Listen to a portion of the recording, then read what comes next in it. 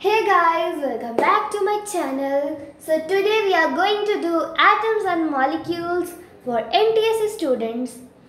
तो हम इस वीडियो में laws of chemical combination cover करेंगे. अगर वीडियो में और टाइम बचा तो हम आगे भी कवर करेंगे.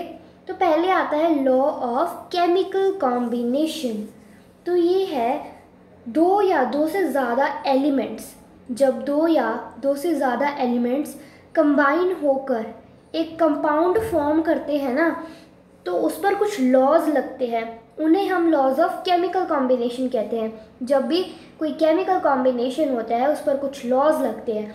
और वो कौन कौन से लॉज होते हैं? वो दो लॉज होते हैं. उन्हें अच्छे से अब हम क्लियर कर लेते हैं. लॉ ऑफ कंजर्वेशन ऑफ मास. यहाँ पर क्या होता है, ये क्या कहता है लॉ ऑफ कंजर्वेशन ऑफ मास, कि कोई भी फिजिकल या केमिकल रिएक्शन हो रही है तो वहाँ पर रिएक्टेंट्स एंड प्रोडक्ट्स का जो एटॉमिक मास है या टोटल मास है वो सेम रहेगा. यानी नंबर ऑफ एटम्स रिएक्शन के पहले और नंबर ऑफ एटम्स रिएक्शन के बाद सेम होंगे. इसका मतलब यही है कि एटम्स या मास रिएक्शन के पहले जितने होते हैं वो उतने ही रहते हैं. रिएक्शन के बाद कोई कम या ज़्यादा नहीं होते. Law of constant proportion. Law of constant proportion बहुत इजी है.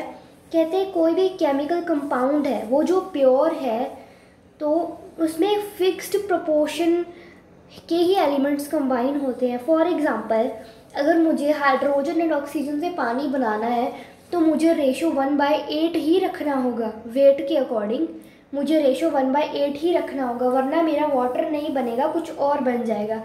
साइंस में ऐसा नहीं होता कि हम अपनी मर्जी से कितनी मर्जी हाइड्रोजन डाल के कितने मर्जी ऑक्सीजन डाल के वाटर फॉर्म कर सकते हैं. नहीं, एक फिक्स्ड प्रोपोर्शन होता है हर कंपाउंड का, प्योर कंपाउंड का. तो आपको आई होप ये क्लियर हुआ होगा. एग्जाम्पल अच्छे से देख लेना, इसकी एक बार रीड भी कर लेना इसे. ओके, तो अब हम करेंगे डाल्टन्स एटॉमिक थ्योरी. तो डाल्टन एटॉमिक थ्योरी क्या कहती है, कोई भी मैटर है, कोई एलिमेंट है या कंपाउंड है, कोई भी चीज़ है हमारी दुनिया में, या कोई मिक्सचर भी है, हर चीज़ एक छोटे छोटे पार्टिकल्स से बनी है जिसे हम एटम्स कहते हैं. अब पोस्टुलेट्स देख लेते हैं डाल्टन एटॉमिक थ्योरी के. तो पहला पोस्टुलेट ये कहता है कि मैटर जो है वो स्मॉल इनविजिबल पार्टिकल से बना है जिसे हम एटम्स कहते हैं इंग्लिश में.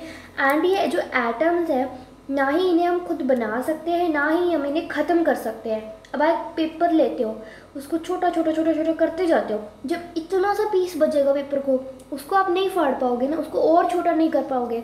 आप एटम्स को नहीं तोड़ पाओगे. एटम्स जो है वो कंबाइंड ही रहेंगे.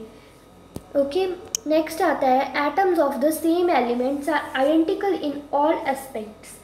अब आप देखो, मान लो मेरे घर में 2 कमरे हैं एंड मैंने दोनों कमरों में अलग अलग लोहा रखा है. एक ही लोहे को दो हिस्सों में काट के अलग अलग कमरों में रखा है. क्या दोनों की प्रॉपर्टीज़ बदल जाएंगी? नहीं ना.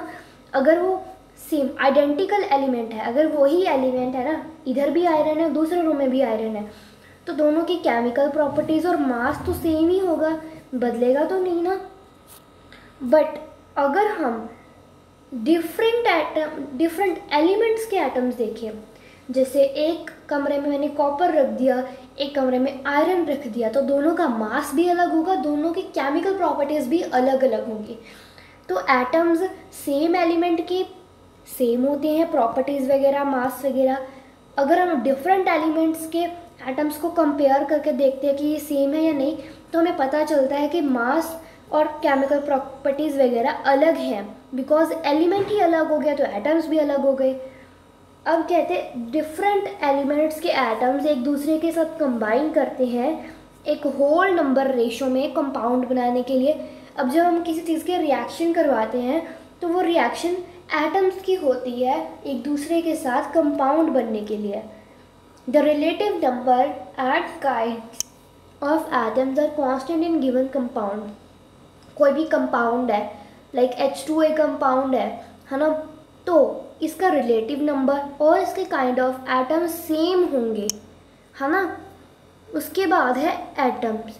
अब इसका मतलब क्या है, सेम होंगे कि अगर मैं बाहर का पानी ले लूँ किसी टैप का और किसी और चीज़ का पानी ले लूँ, है ना, तो उनकी प्रॉपर्टीज सेम ही होंगी ना। पानी तो पानी है ना, कहीं से भी ले लो। तो यही बात है डाल्टन की एटॉमिक थ्योरी हमें बताती है। अब आते हैं एटम क्या है। The smallest tiny particles of matter which can't usually exist independently and retain all chemical properties of an element। अब किसी भी एलिमेंट की सारी केमिकल प्रॉपर्टीज़ होती कहाँ है, उसके स्मॉल टाइनी पार्टिकल्स यानी मैटर यानी एटम्स के अंदर, एंड ये इंडिपेंडेंटली एग्जिस्ट नहीं कर सकते। ऑब्वियस सी बात है, कॉमन सेंस की बात है। For example sodium, hydrogen, oxygen, ये सब एलिमेंट्स हैं एंड इनके अंदर क्या है, एटम्स हैं। Everything is made of atoms. अब देख लेते हैं atomic mass, relative atomic mass of an element. तो मास ऑफ एन, अगर हम देखें कि एक एटम का मास कितना होगा, कोई भी एलिमेंट का जो एक एटम है उसका वजन या मास कितना होगा, तो उसका फॉर्मूला ये होता है 1/12 into mass of 1 atom of carbon. ये में फॉर्मूला है, दिया हुआ है एटॉमिक मास फाइंड करने का। एटॉमिक मास पता है आपको क्या होता है? एटॉमिक मास होता है एटम्स का वज़न। कहने को वज़न है, आपको पता है ना मास और वेट में डिफरेंट होता है, बट कहने को हम वज़न भी कह सकते हैं कि एटम्स में कितना वज़न है, उसे हम एटॉमिक मास कहेंगे।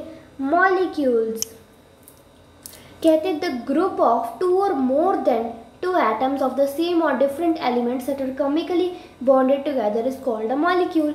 सिंपली जैसे H2 है तो H के 2 मॉलिक्यूल्स हो गए, तो ये भी एक मॉलिक्यूल है।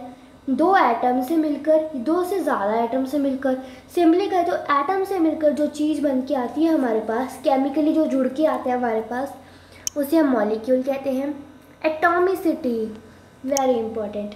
The number of atoms present in a molecule of an element or a compound is known as its atomicity.